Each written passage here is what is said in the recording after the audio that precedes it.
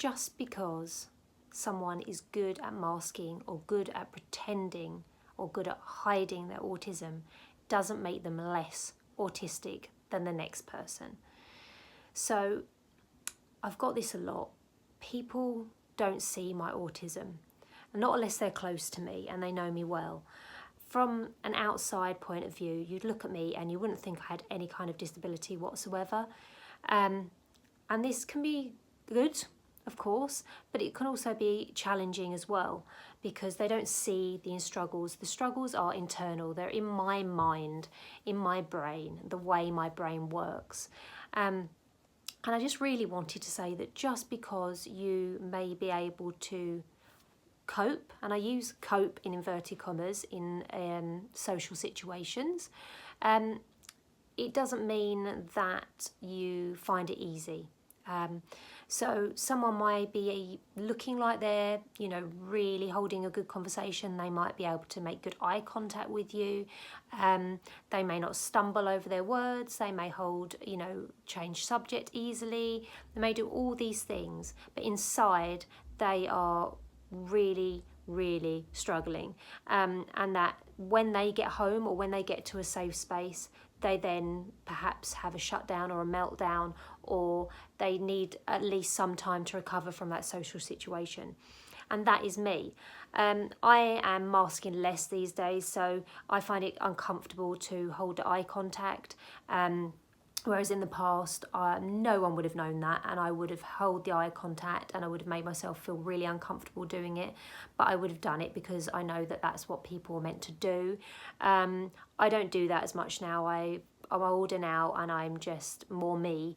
Having my autism diagnosis at the age of 42 really helped, because it's made me realise that I don't have to do all those things. Yes, I do them to some degree still, because I'm so practiced and so sort of well versed in masking or pretending or hiding my autism, my autistic traits. So I do mask, but not like I used to at all.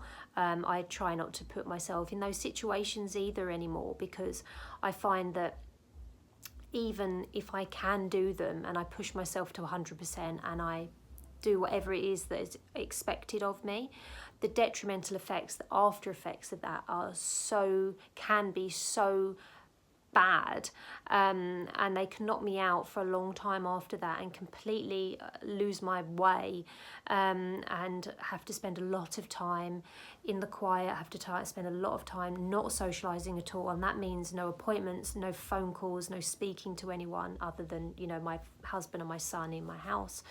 It becomes very difficult. I used to find, for example, when my dog was alive, we lost him recently, and we'd take him for a walk, I used to just pray that I wouldn't see anyone on certain days, because I just couldn't face dealing with any social situations.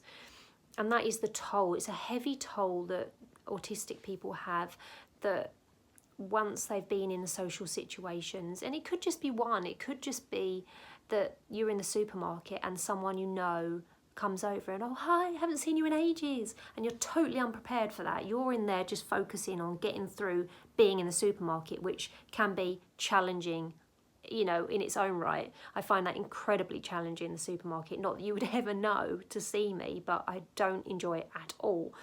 And if someone was to come over, and I've actually had that, I had it at the till once, and I hadn't lived where I currently live very long, and this person came up to me as I was packing the shopping and was like, oh, hi, yeah, blah, blah, blah, blah.